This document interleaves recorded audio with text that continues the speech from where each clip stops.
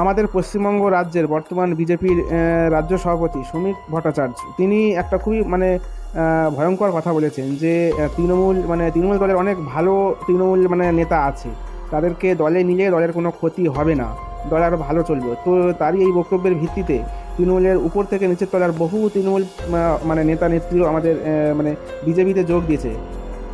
তো এরকম তৃণমূলের বিজেপিতে যোগ দিতে দিতে পুরো বিজেপি দলটাই একসময় যেন মূলে পরিণত না হয়, এবং সেই তৃণমূলের মতন এরও যেন অবস্থা না হয়ে পড়ে আমাদের পশ্চিমবঙ্গের রাজ্যে। তো শ্রমিক ভট্টাচার্য বাবুকেই ওনার যে গান্ধীগিরি নীতি আছে, তো সে তার হাত ধরেই এই নীতির সূত্রপাত হয়েছে, এবং টিএমসি নেতারা আবার আস্তে আস্তে বিজেপি দলেও সেইভাবে যোগ দিচ্ছে।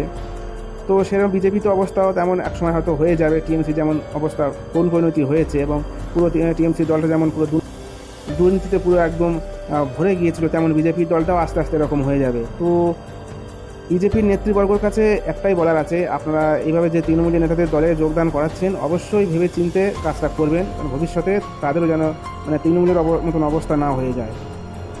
ভিডিওটি ভালো লাগলে অবশ্যই লাইক শেয়ার কমেন্ট করবেন। ধন্যবাদ।